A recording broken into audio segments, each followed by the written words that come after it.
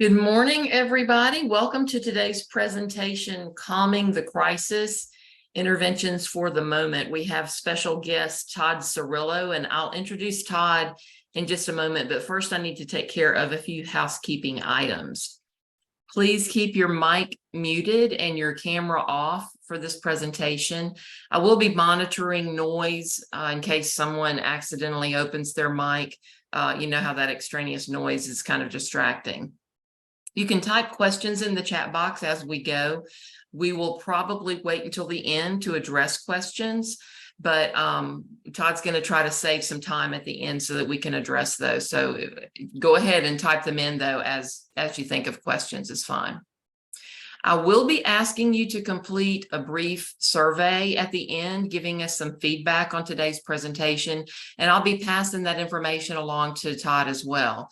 If you need a certificate of attendance for today, then you'll need to complete the survey to request that.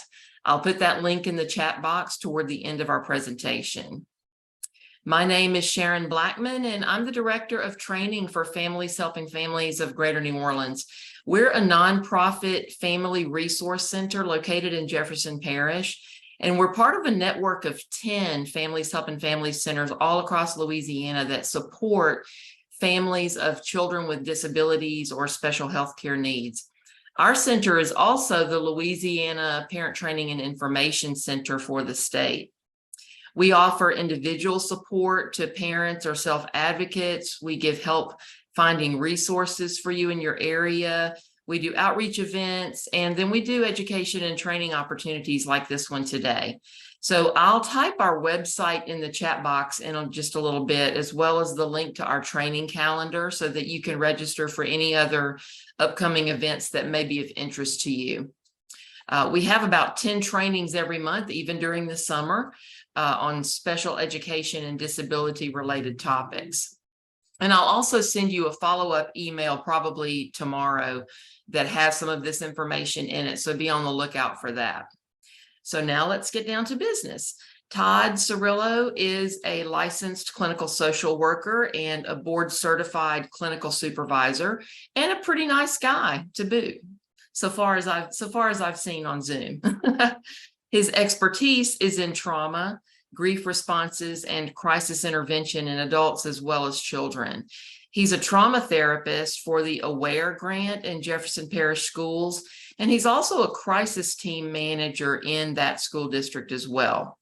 Todd was featured in the award-winning documentary, The Children of Central City, which focused on the effects of trauma and violence on children in New Orleans, and it's superb. His work with one particular 8-year-old boy was also featured in the Times-Picayune NOLA.com article, Malachi's Story.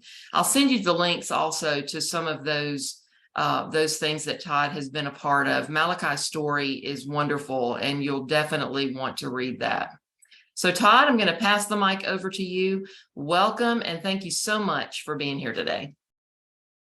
Great, thank you, Ms. Sharon. Good morning to everybody. And so today,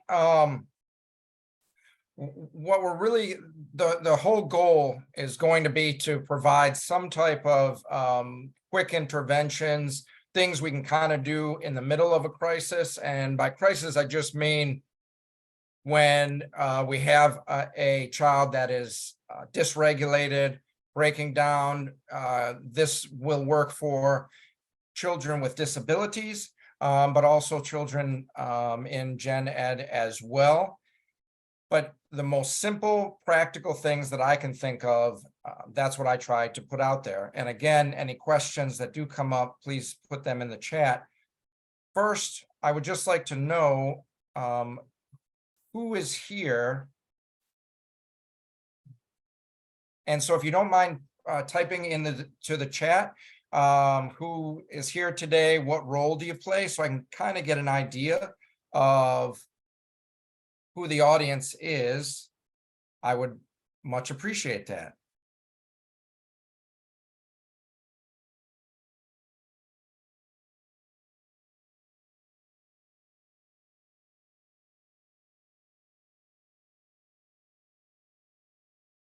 School counselor, parent, Fantastic. CASA. IP facilitator, school-based counselor, behavior interventionist, school nurse, supervisor, Cornelius 504, fantastic. School counselor, hi back at you. All right.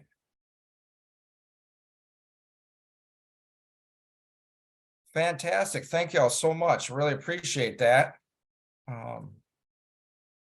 And so now I would like you just to take a moment, really brief moment, but try to think of that last time that you're almost in a, say, a car accident, or where you had to slam on the brakes, swerve to avoid a crash, or it can be a time when you felt extreme stress, that starts from way down deep within your body, and then you feel it throughout your whole body. Could be, going on a roller coaster, could be taking an exam, called into somebody's office. Not that anyone here would be for anything negative, but imagine if you had to go into a boss's office, supervisor's office, something like that. For me, it would be getting on an airplane. I haven't quite mastered that, but I use a lot of the same techniques on myself. So I will preface this whole entire training with that. So feel how it is in your body, and then put into the chat, if you don't mind, some of those feelings that come up, the way that your body feels. Almost a car accident, slamming on the brakes. Lightheaded. Oh, yeah, lightheaded. That's a good one. Panic. Shaky. Yeah. Fast heart rate. Yeah. Nervous, angry. Nauseated. Yeah. Yeah. So with that, great fear. Oh, I like the adding great fear on there. I'm going to start using that phrase, Miss Shirley Washington, if that's okay with you. That's a fantastic phrase. Scared, 4 exclamation points. Absolutely. So loss of control, anxious, brilliant, brilliant.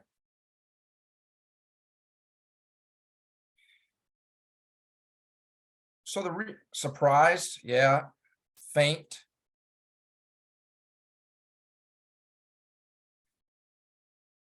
So the reason why I bring this up is because with trauma, what a lot of people, and not every one of these instances or examples that we all just thought of are necessarily trauma, but trauma is abject fear.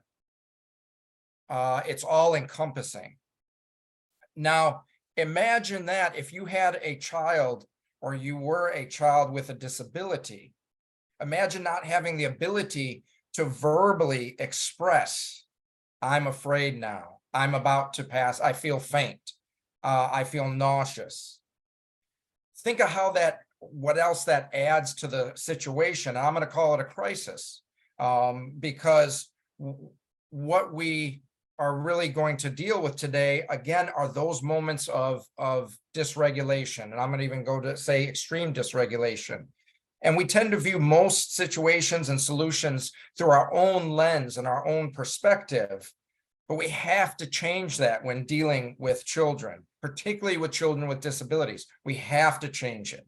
If you want to make your life a little less stressful, it's going to have to shift with each of the different crises, each of the different children that you're going to encounter, and how to regulate them again.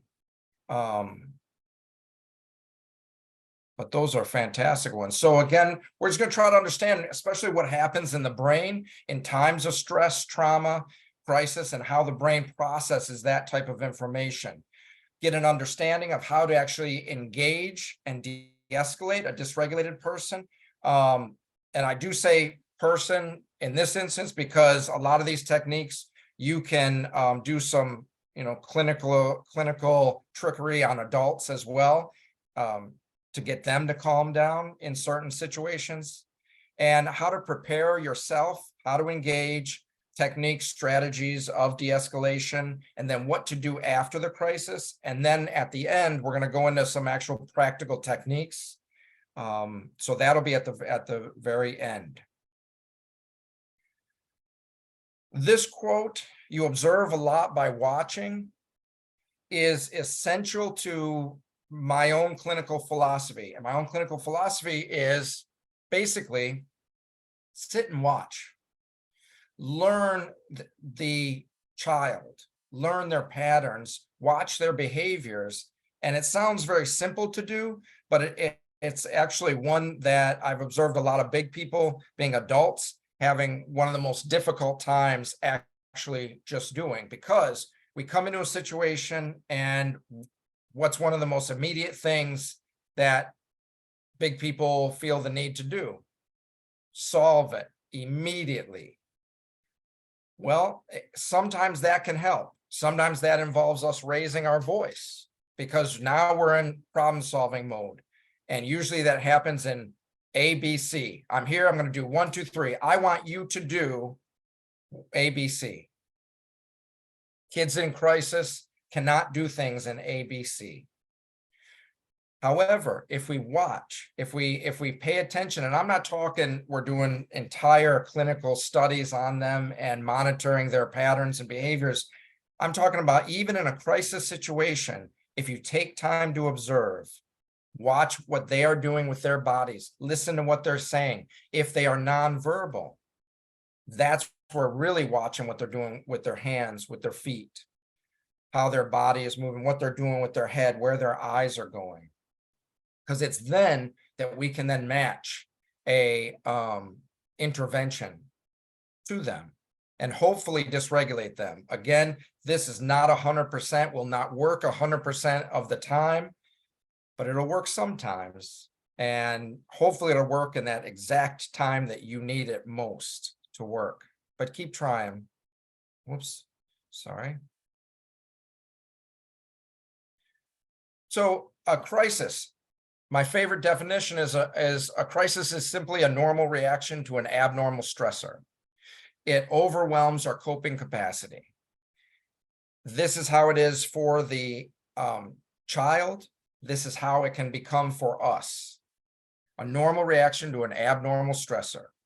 Even though the situation may feel way, way, way out, way abnormal, way out of bounds, but their reaction is what's normal. And sometimes that's what we also need to let them know.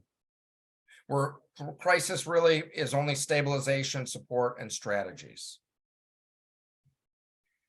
And the role of a crisis responder. So if you are that person in that situation, if you're in a school or if you're somewhere else, and you are that individual that someone is coming towards, we really want to remember that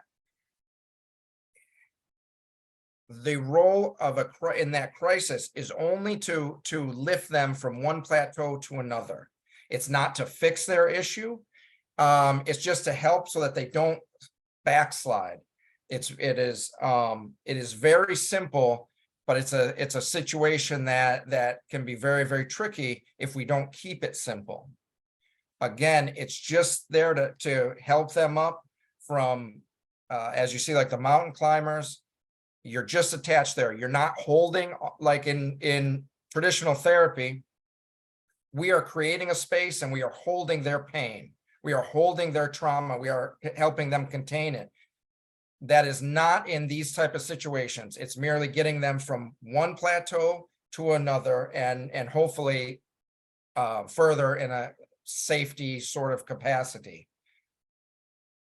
We are also not dealing with grief, because really the difference between grief and crisis is grief can affect and disrupt an individual's functioning, while crisis disrupts everyone's functioning, meaning the child, meaning the adult who responds, any of the adults or other kids who are in that vicinity.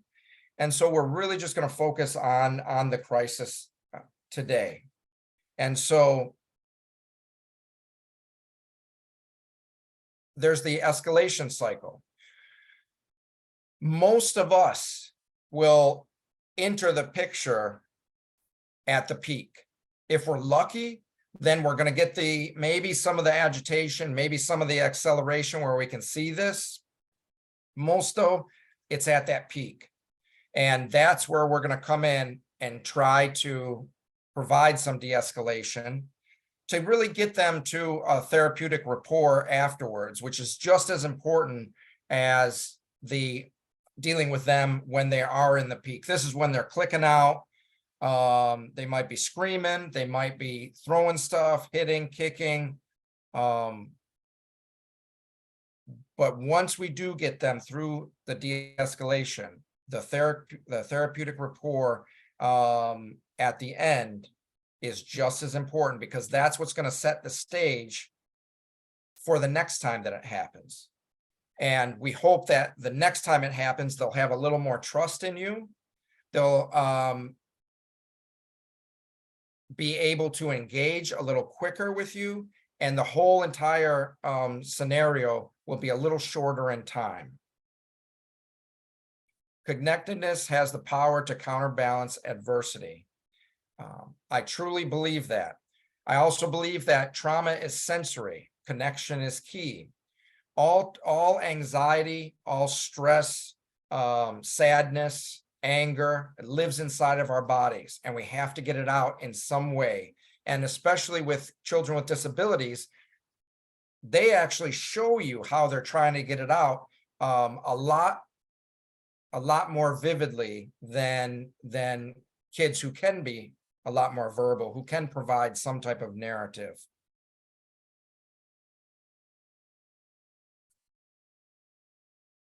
So what happens in the brain? Regulation versus dysregulation. In the learning brain, we're in a state of safety and comfort, which I hope that most of us are in right now. Survival brain is simply a state of fear. The brain is organized to act and feel before it thinks. And this is really key. And this is something that we're going to see in just a moment. But it acts and feels. It does not think. It cannot provide a narrative. That is up in the prefrontal cortex. That's also where time exists in the brain. And so a lot of times when an individual is in crisis, we run up and we ask them, what happened? When did it happen? Where did it happen? Who was all there? And the truth of the matter is most individuals, again, if we think back to that very first exercise that we did, when we are feeling that great fear, when we are feeling that panic,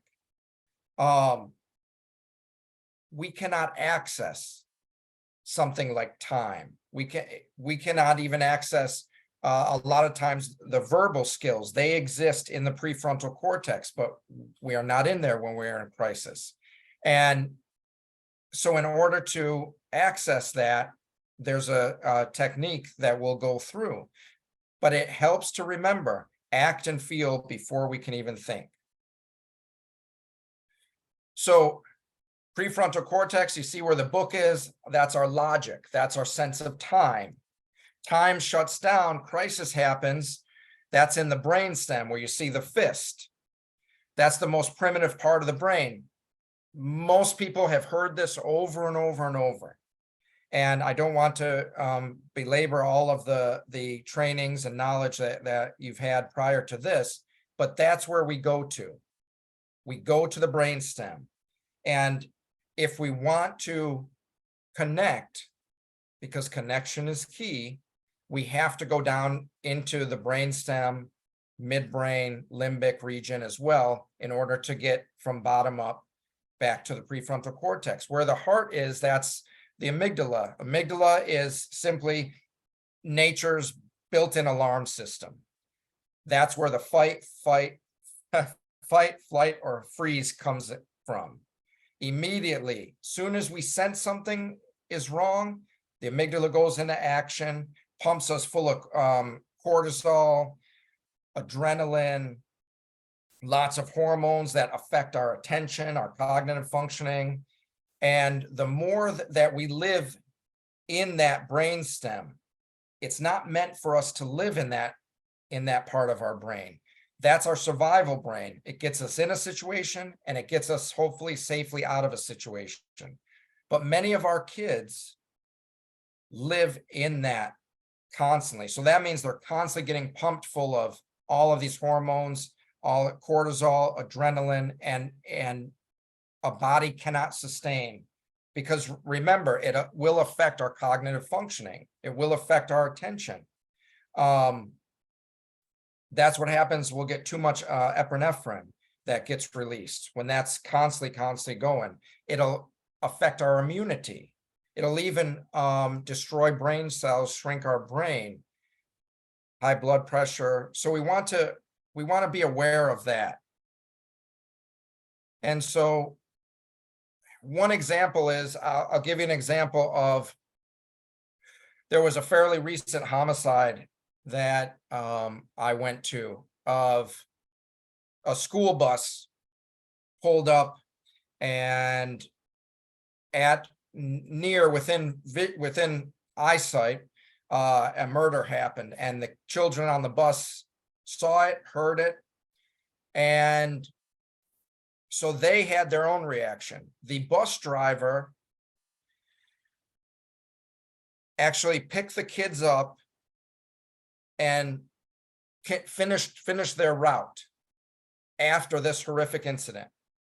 A lot of the kids, once the shooting happened, they ran, but every single child came back out their houses, got back on the school bus, finished their school bus route, and then showed up at school. Now, why would they do that?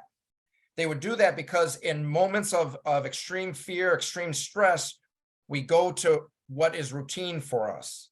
For them, they knew every day they get on the bus and the bus is safe, school is safe.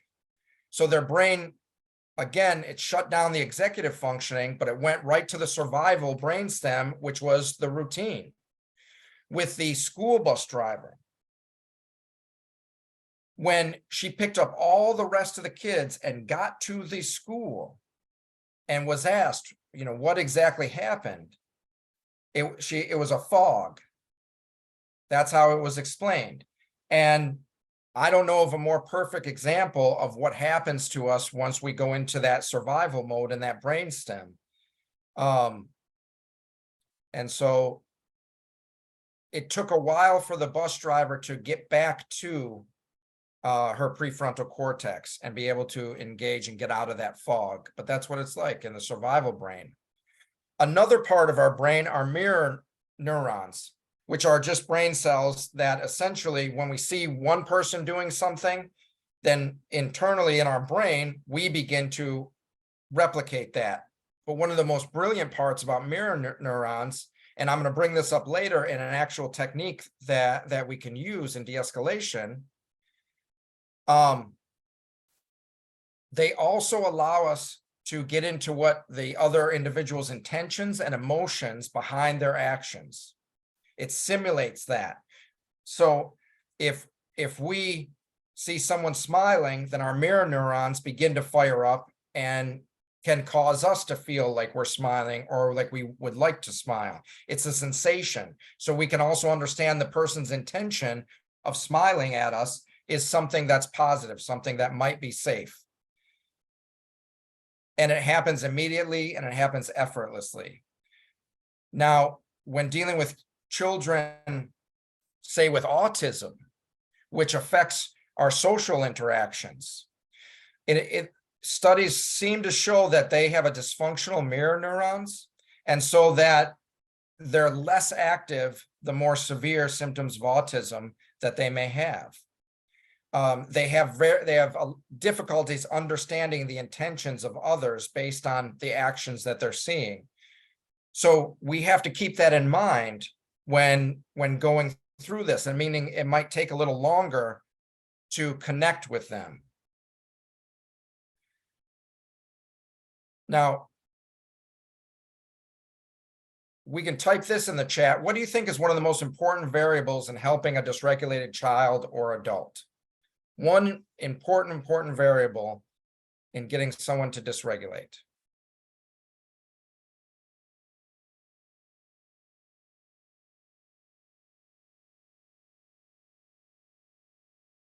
Safety, yeah. Connection, staying calm. Yep, staying calm. Understanding why. Yeah. Trust, patience, remove the trigger. You have to be regulated. Yeah. Perfect. Perfect. Because that's just about what it is. I would recommend less focusing on the why for the moment and really focusing on the regulation of ourselves, because it's an integrated experience, how one person's behavior can influence the behavior of another. Think about a time when, especially those who might work in a school, or if you're at somewhere where there's a lot of people around, a child clicks out, say that they fall to the floor, they're yelling, they're screaming. What usually happens? Usually all the big people rush around that poor little child and hover over them and start demanding, what's the matter, baby? Tell me what's going on. What's happening? And they all begin to crowd them. Very rarely does anyone get down on their level. So again, one person's behavior can influence the behavior of another. Those who said, talked about regulating oneself, absolutely. That's what we have to do, and we have to keep that in mind prior to. I'm a big follower of Dr. Bruce Perry's neurosequential model. And the neurosequential model essentially is just a developmentally appropriate neurobiological way to clinically problem solve. And it believes that the brain develops, it takes in incoming sensory input, and it heals in a sequence. So the sequence is from bottom up. Again, this is where we get the brain is organized to act and feel before it thinks. Trauma is sensory. Connection is key. Humans are relational creatures. And so we want to create a bond, and it can be created in a time of crisis. And we're not talking about a lifelong, super deep bond, but one, again, that can help us get from one plateau simply to another. And remember that we heal through relationships. So this is the way that we present ourselves in crisis to the kids. We have to watch our mannerisms, our tone of voice, the volume. We want to utilize proximity very wisely. This is our body language. And it can have a huge impact in regulating of a child.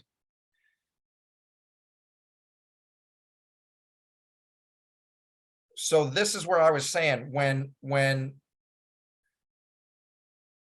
they're down in their brainstem, we have to go down there. Doesn't mean that we have to start yelling and screaming and throwing things, but we have to understand that we need to get really into the sensations. So in the brainstem, there's only images, there's only sensations. That's all that exists.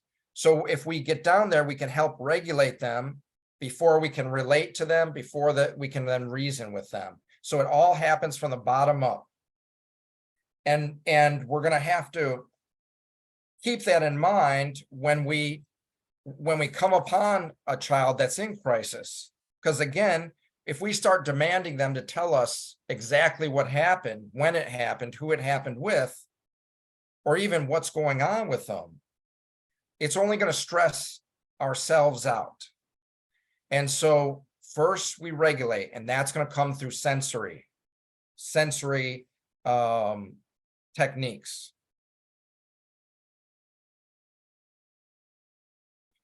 So how children view you and decide to trust you is based upon your reactions, your responses. And this is all the time. But if you respond in such a way that they begin to build trust with you, then you can make mistakes and they'll be more forgiving, and that connection will be able to be repaired a little bit easier. So here we're going to go right when a situation occurs. It disrupts everyone's plan. Everything, all of the wonderful goals that you had set for your day is now disrupted as well. This is where anxiety will begin to build both for yourself and for the child. Prior to engaging, if possible, try to regulate yourself. When someone's dysregulated, our words are actually not very effective.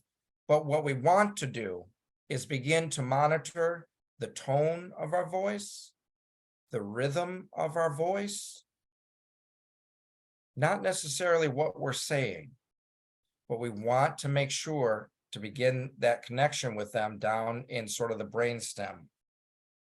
It's how you say it. Utilize a 1-minute moment. If you're on your way to a crisis, try to find one minute of something that can help regulate yourself. It can be a picture on your phone. It can be, quick song if you have to drive somewhere. It can be some deep breaths, but utilize the 1-minute moment for yourself. If we do not know the child, say if we are in the schools or some type of situation like that, introduce yourself and acknowledge that they don't know you, nor do they trust you. Many adults just roll up and just go right into it.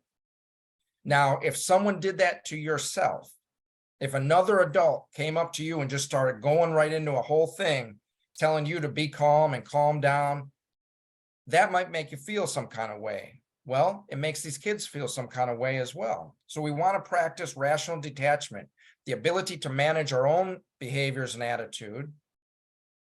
We don't want to take the behaviors seriously. Again, slow down your speech, modify the volume. We want to watch our body language, offer boundaries, proximity, get on their level if you can. If there's too many people around, tell some that you've got it and they can go. When we engage with them, know what to address immediately or what can be put off for later. And by this, I sort of mean for any of those who have come upon a situation and say it could be with an educator or it could be with another adult. And as soon as you come up there, they have a whole laundry list regarding this kid, and it's all negative and it's all terrible. And most likely they're not saying it to you in a very relaxing tone or volume.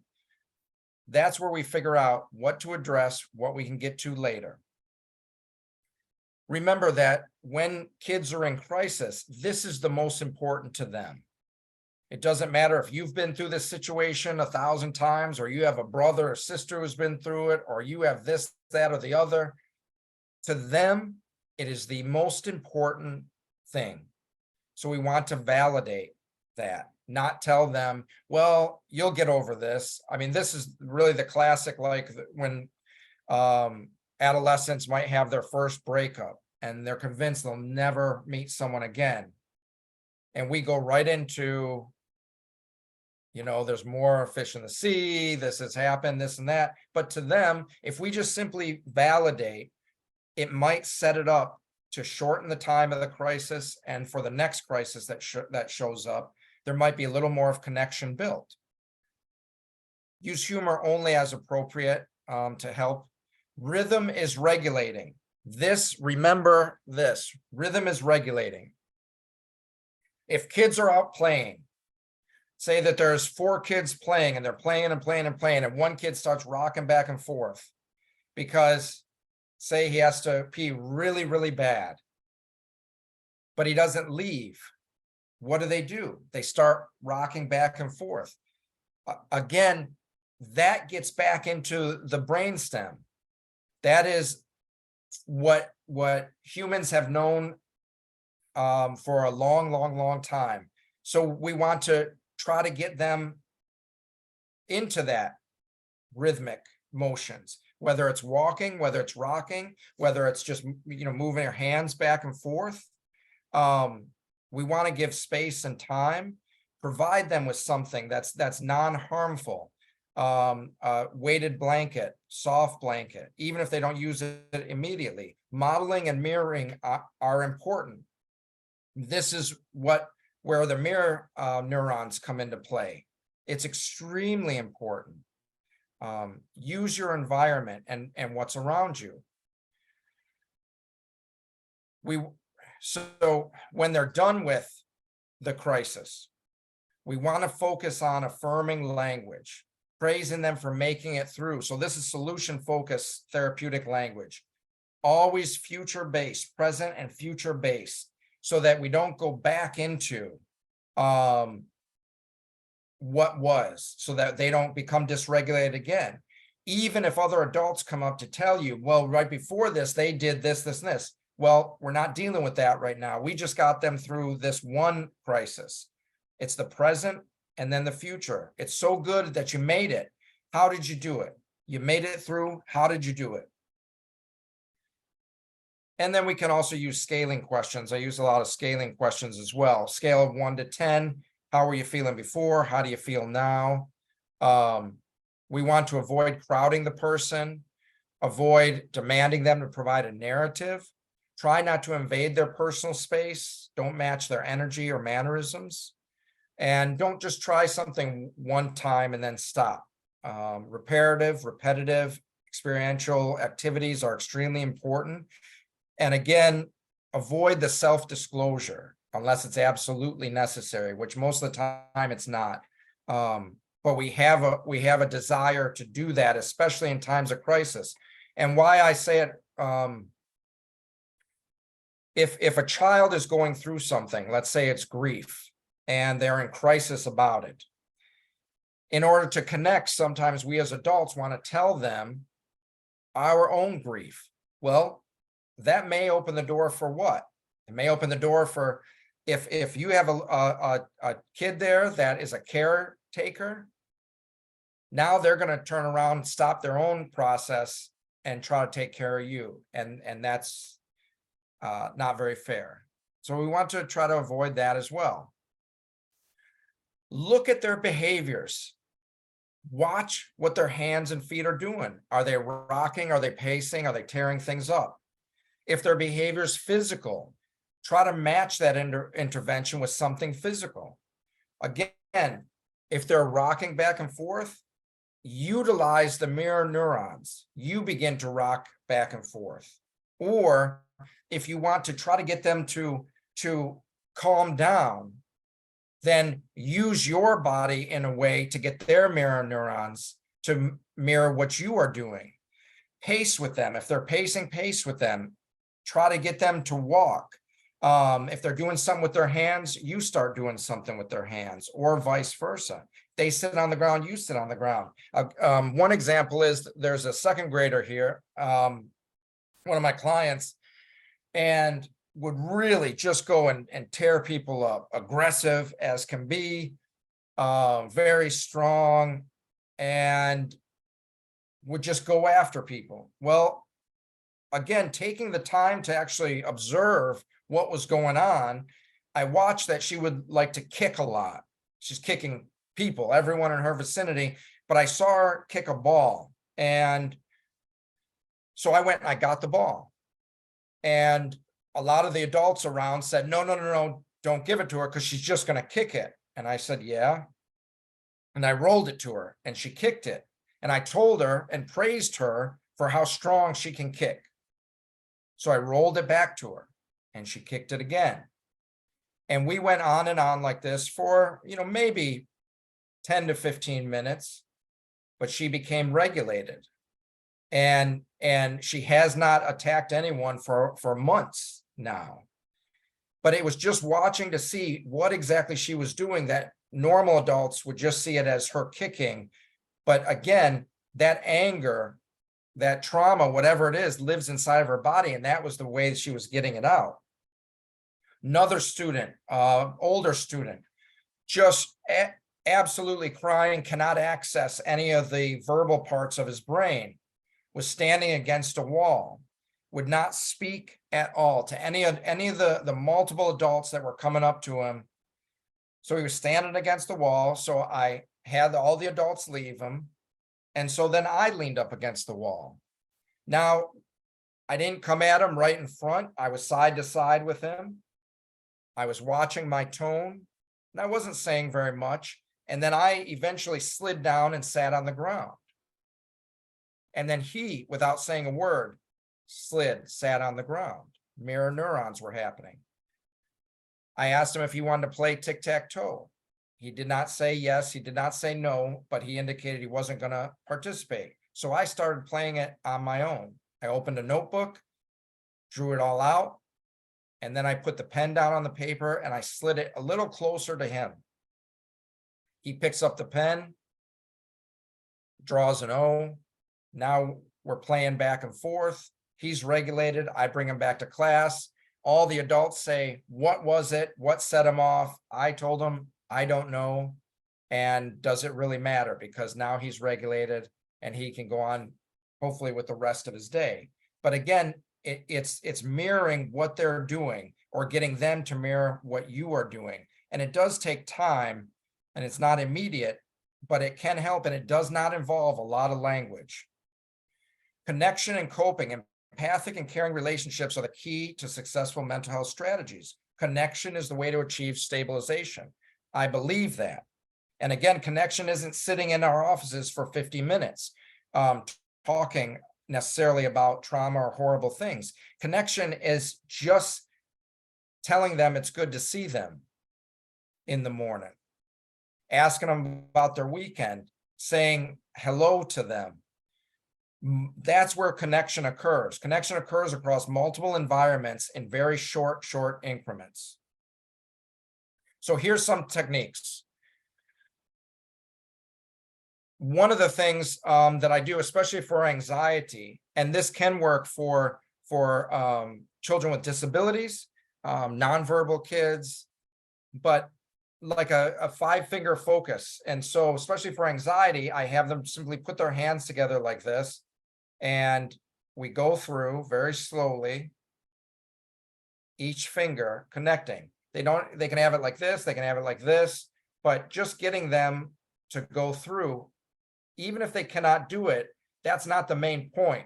The main point is to refocus their brain, and which helps with the de-escalation, to slow that heart down. The infinity symbol. The infinity symbol I use all the time, and it really is one of my favorite things of their brain. And it's very simple. And they can do it on a piece of paper. They can do it actually on their hands, on their skin. Can we see that? Just the infinity symbol. But if you can get them to try that, if you can get them to trace it, even if you have to draw it first, it helps regulate them. We can make a stress ball. So I carry these with me all the time. Just a few of them. There's lots of different kinds. But if I run out of them, you can make one simply with tissue and tape. And the best part about these type of stress balls are when they throw it at you, it's not going to hurt you at all. So that is something to have. Remember, like bean bags, same thing. When they throw it at you, it doesn't hurt that much. Sensory, especially for kids with disabilities, sometimes it's just a sensory issue to have, so that they can feel. Because remember, trauma is sensory. We act and feel before we think, and feeling is quite literal. So we always want to have some things available to us. And most of the stuff can be in the room. We want to break up the day into smaller increments that's anchored by events. A lot of people will say, well, go ahead, and then by the end of the day, I'm going to give you this, prize or something, this reward. But really, it should be smaller increments. How can we help you get from now to lunch, from lunch to the end of the school day? Bubbles are one of the greatest things that you can have with you. Bubbles. That helps de-escalate because it's also getting in the breathing, and it doesn't seem like a tedious exercise. A grounding exercise of 5 things that we can do. 5 things you see, 4 things you hear, 3 things you can physically touch, 2 things that you do well or 2 things that you like about yourself, and 1 way that you feel right now. And get them to turn around, because remember, movement, rhythm is regulating, and we want them to move around. That's important. Just simply tossing something back and forth. I can almost guarantee you that a lot of the times, if you start even tossing something in your hand back and forth, even if they're not looking at you, they're paying attention. And then eventually you can toss it towards them. They might not catch it on the first time, but eventually they might start tossing it back and forth. And a lot of the times that's where you can begin having conversations, getting them back to the reasoning by just tossing something back and forth. Rhythm is regulating. I like tapping a lot, and butterfly taps. This is really, really good for when kids are in crisis. Simply below the collarbone on each side. That is important. It helps. There's whole tapping exercises that you can do that's around, the eye, and it's based upon meridian lines and sort of like acupressure, but that one works very, very well to calm down. They can do it with both hands as well, or one hand on one side, just right below the collarbone, and hugging oneself. It begins to, in the brain, release like that oxytocin, which helps us calm down and utilize proximity a lot. Progressive muscle relaxation. We want to lower the volume of our voice. Use empowering language, such as that they're brave, that they're strong. When they get through it, thank them for spending the time and sharing that time with you.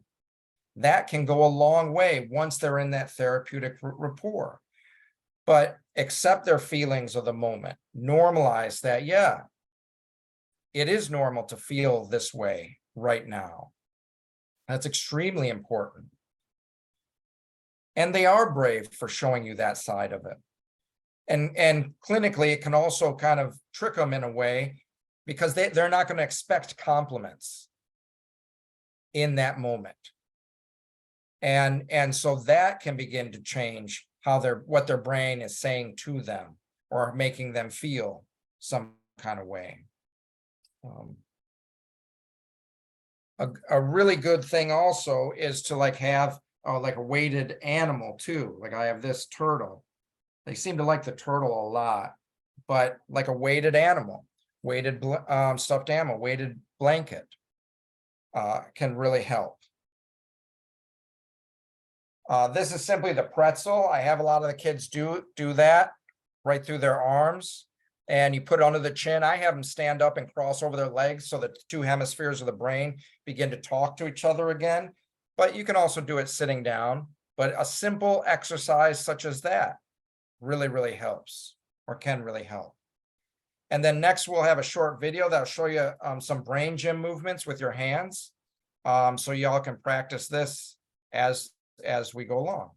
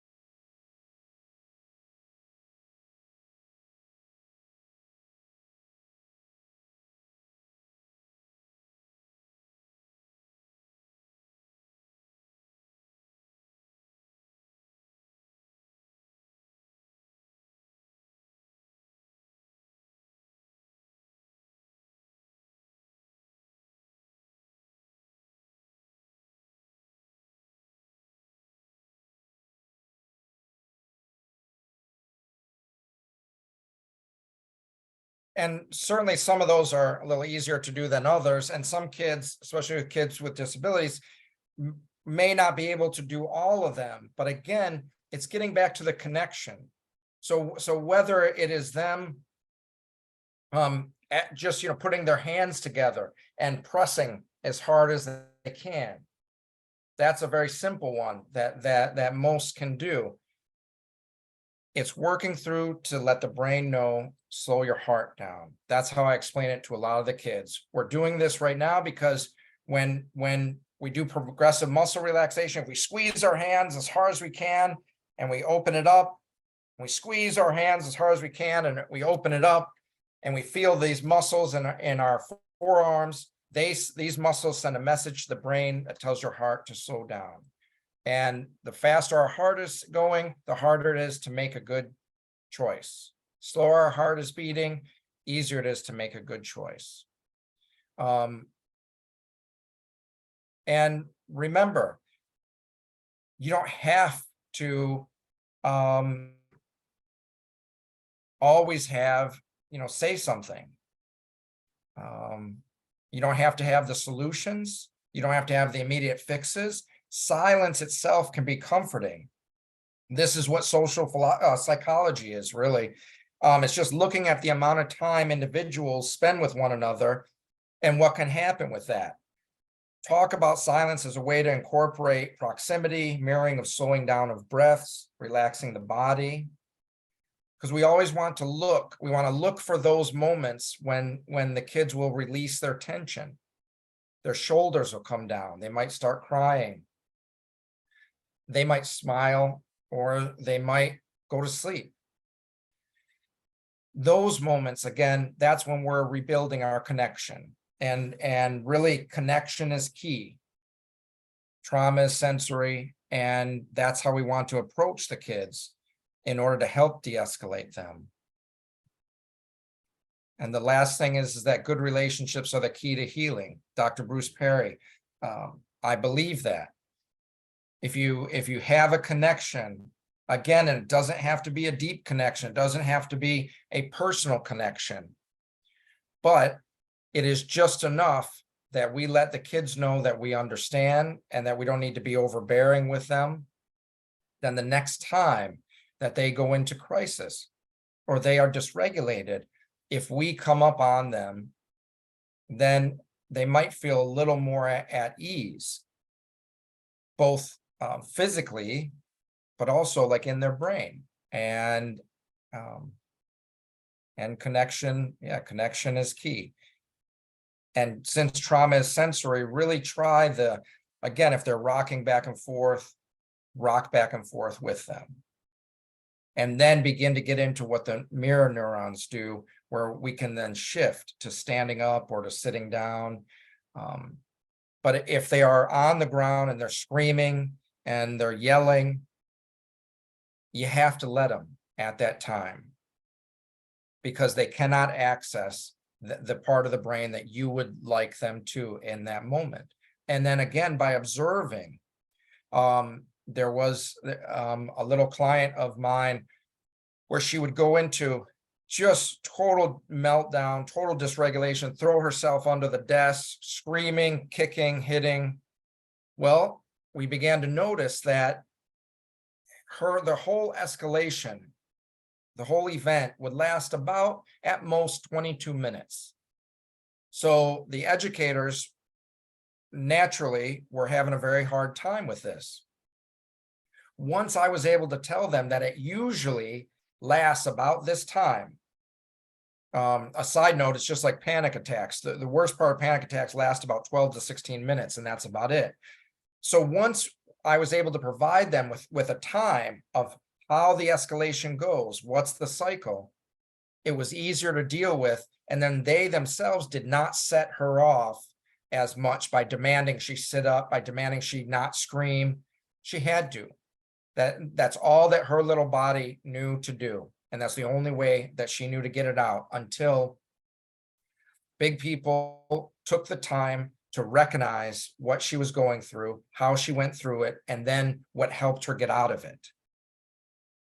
And then then we didn't have them much anymore. They would only last a couple minutes. So I'm sorry if that felt rushed. An hour is quick. But I appreciate everyone, and if there's any questions, I'm happy to answer them. Sharon, if there are some questions. I haven't seen any questions yet in the chat box, but I think everybody was a little bit carried away with the exercises. So if you have a question, please go ahead and type that in the chat box for us. Yeah, We did have a question about the slide deck, if you're going to be sharing that with us. I have something that, like the whole slides I think are too much, but I do have something that I will create that I think suits our society much easier, where it can be like a 1-2 page thing that I can have some of the highlights on it, if that's okay with everyone. That's fine. If you just send that to me, then I'll share it with everyone who attended. Yeah, I will do that. So I also recorded this presentation. If it's okay with you, I'll put that on our FHF YouTube channel so that folks can come back and look at it again. thank you to everyone. Just keep it simple. Yeah, that's what I say. Keep it simple. We also have some supervisors apparently who would like to borrow you for other presentations. Yep, that would be great. I can do that. Yep, Sharon has my contact information. And I will well, I can type it in. I'll type it right in here. And I'll put 2 emails, my work one, and then the oh well, this one will work too. So if anyone has anything, any questions or anything at all, please just let me know. Thank you all for being here. I appreciate you. Let's see. Some of these are private messages for me, Todd, so I'm sharing what I'm getting here. No problem. No problem at all. All I right. hope everyone enjoys the rest of their week. May it be stress-free for you. It's the end of the school year, so may it be stress-free for you as well. Yeah, well, may these final days go very quickly for you. All right, everybody. Todd, thank you again. It's been really, really great. And I do want I didn't catch on the YouTube video that you showed, I didn't catch what that was from. So is there a way we can find that video? Yeah, absolutely. I'll send that to you as well. Yeah. All right. All right. Sounds good. Well, I hope that we'll get to see you again soon. All right. Oh, I'm dropping sorry, I can't do 2 things at once. I just dropped the link for our survey on this presentation. If you could take just a moment to give us some feedback. The link is now in the chat box. So everyone, before you get off the Zoom, if you could do that, that'd be great. But Todd, we will let you exit, and we'll talk about you again behind your back. Oh, yes. Okay. Thank you so much. I appreciate that.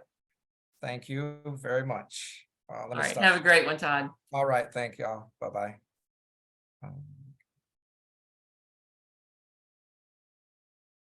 Okay. If you are still on the presentation, Todd is going to send me some information that we can send out. He's not going to send me the whole slide deck, but you will be able to get the information that was pertinent in a more manageable format than the whole slide deck.